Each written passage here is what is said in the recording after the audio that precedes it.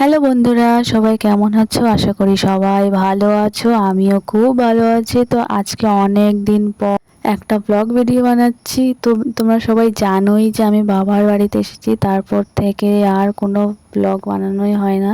তো এখানে আসলেই আমি এত অলস হয়ে যাই, আমার কোনো কিছু করতে ইচ্ছা করে না। তো আজকে ব্লগটার মধ্যে সেরকম কিছুই নেই, জাস্ট একটা র্যান্ডম দিনের ব্লগ, খাওয়া দাওয়া এগুলোই। তো আমি যেহেতু চলে যাব কালকে শ্বশুরবাড়িতে, তাই ভাবলাম যে আজকে একটা ব্লগ বানাই। তো মা এখানে আমাকে খেতে দিয়ে দিল, আমি যে খেয়ে নিলাম। আর তোমাদের দাদা ভাই হলো গিয়ে যেহেতু আমাকে নিতে আসবে, তো মা এখানে রান্না বসিয়ে দিয়েছে। তো মা এখানে রান্না করেছে পোলাও।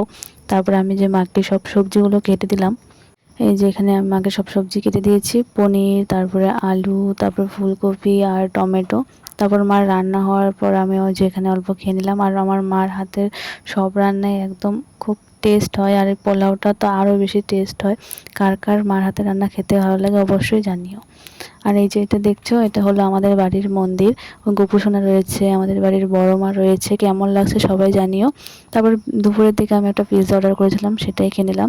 আর তোমাদের দাদাভাই চলে এসেছিলো, তারপরে মা এখানে ওকে সব খাবার সার্ভ করে দিচ্ছে। তো আজকে ব্লগটা এতটাই, ভালো লাগলে একটা লাইক করে দিও। টাটা।